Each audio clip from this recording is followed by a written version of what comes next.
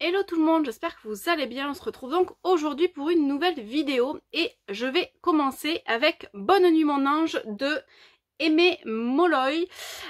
Donc c'est un thriller pour commencer et ça raconte donc l'histoire de Sam et Annie donc qui sont jeunes mariés et qui partent de la grande ville pour le boulot de Sam qui va s'installer psychiatre dans une petite ville à la périphérie de New York. Sauf que Annie a tendance à s'ennuyer un petit peu et petit à petit elle va découvrir des choses jusqu'au moment où son mari disparaît et où elle remet en cause un petit peu tout ce qu'elle pense savoir de lui. Alors forcément, vu que c'est la petite ville dans laquelle il a grandi, chacun a un petit peu son opinion sur Sam, sur ce qu'il a pu faire dans le passé, sur sa réputation quand il était au lycée. Et petit à petit, Annie va se mettre à douter de son mari, de celui qu'elle pensait connaître. Et on va donc suivre tout la vie de ce couple avant et donc au moment où il a disparu. Elle va partir à sa recherche, elle veut vraiment comprendre ce qui a pu se passer, pourquoi il a disparu. Elle va se méfier de lui, se méfier de ses sentiments, se méfier de tout ce qu'elle pense. Sauf que là, l'autrice arrive à nous scotcher. J'avais absolument rien vu venir. J'ai trouvé l'intrigue vraiment hyper bien faite, la façon dont Annie va aller à la pêche aux informations, la façon dont les choses sont tournées, la façon dont le mystère s'épaissit au fur et à mesure qu'elle pense découvrir des choses. Et honnêtement, c'est vraiment génial. Ensuite, je vais vous parler donc du Royaume assassiné d'Alexandra Christo. Donc déjà, je suis fan de cette couverture. Bon, j'ai toujours pas réussi à trouver mon hardback, mais bon, on va pas en reparler. Donc, dans ce roman, on a deux factions, on va dire, ennemies, puisqu'on a d'un côté les hommes, de l'autre côté les sirènes. Donc, notre héroïne est une sirène, notre héros est un homme, et la première n'a qu'une idée en tête, tuer des princes, et le second n'a qu'une idée en tête, tuer des sirènes. Jusqu'au jour où notre héroïne va donc se retrouver un petit peu prise au piège. Il faut dire que Lyra est un peu pas toujours dans les petits papiers de sa mère et il va lui arriver de drôles de choses et donc elle va croiser la route d'Elian et forcément, alors nous on sait qu'elle lui ment, elle sait qu'elle lui ment, lui ne sait pas qui elle est et forcément tout ça va mener dans une quête qui est vraiment super bien faite. J'ai beaucoup aimé les personnages, la façon dont ils sont décrits, la façon dont on va vivre tout ça avec eux.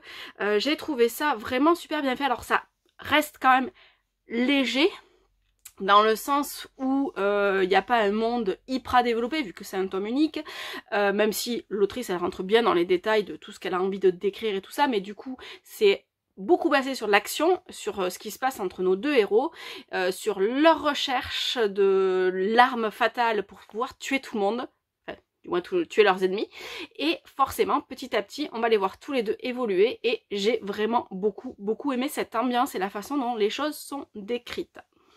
Ensuite, je vais vous parler donc de L'épouse et la veuve. J'ai du mal avec les noms des auteurs en ce moment, donc de Christian White, pardon. Donc on retrouve dans un thriller, donc d'un côté Kate qui veut faire une surprise à son mari, va l'attendre à sa descente de l'avion, il est censé revenir de Londres d'un voyage pour le boulot, sauf que il n'est pas là. Elle va se demander mais qu'est-ce qui se passe, elle essaye de le joindre, il est injoignable et du coup elle va partir un petit peu à la recherche de la vérité et elle va se rendre dans leur maison au bord de la mer, sur une petite île perdue au milieu de nulle part. Et en parallèle de ça, donc Abby, on a une autre héroïne, donc je vous laisserai découvrir qui est l'épouse, qui est la veuve, on se doute plus ou moins, qui se méfie de son mari, qui ne sait pas pourquoi il lui casse des choses, pourquoi il a l'air un petit peu tendu, et on va donc suivre ces deux héroïnes en parallèle. Elles vont forcément se croiser puisque l'une habite sur la petite île où l'autre a sa maison de vacances, et les enquêtes vont du coup s'en mêler et donner quelque chose que je n'avais pas du tout vu venir. L'auteur mérite vraiment que je lui tire mon chapeau parce que la façon dont le tout est amené ne nous permet jamais de douter de rien et au final, eh ben en fait il fallait douter de tout. Et j'ai trouvé ça vraiment très bien fait du début à la fin et cette conclusion est assez intense. Ensuite, donc, je vais vous parler de Mademoiselle Papillon de Alia Cardin. Donc, c'est un roman qui se passe ici aussi, enfin, pas ici aussi d'ailleurs, ici en 2 temps, entre le passé et le présent. Donc, on est d'un côté avec Mademoiselle Papillon dans les années 30, donc entre 2 guerres, de l'autre avec notre héroïne, dont j'ai oublié le prénom, Gabrielle, à notre époque. Alors Gabrielle est infirmière dans un service de néonatologie et forcément elle va voir plein de choses qui vont un petit peu la blesser. Elle a du mal à se relever de certains décès, ce qu'on peut comprendre tout à fait. Elle va vivre et donc partir à la recherche un petit peu de sa propre identité, de ce qu'elle a envie de faire plus tard, de la manière dont elle a envie de gérer son travail. Et en parallèle de ça, donc, on va suivre le récit de Mademoiselle Papillon qui nous est raconté au travers donc de cette entre-deux-guerres, de ces pauvres orphelins qui risquent tous de mourir parce qu'ils sont sous-alimentés, parce qu'ils n'ont pas d'abri, et Mademoiselle Papillon va leur créer un refuge pour les accueillir, pour leur permettre de grandir normalement, d'être protégés des maladies. Et donc en parallèle on va suivre ces 2 histoires. J'ai trouvé ça touchant forcément, même si je suis pas forcément la plus maternelle des femmes. Ça m'a fait mal au ventre à certains moments, parce que honnêtement les pauvres enfants, voilà, mais enfin les pauvres gens de toute façon à l'époque, voilà, on peut pas se plaindre aujourd'hui. Et d'un autre côté, Gabrielle, notre héroïne, va vraiment faire un énorme travail sur elle, faire des rencontres, se rendre compte qu'il y a certaines choses qu'elle ne peut plus accepter. Elle va essayer d'aller au-delà de tout ça, et j'ai trouvé ça hyper touchant, et la conclusion, je ne l'avais absolument pas vu venir.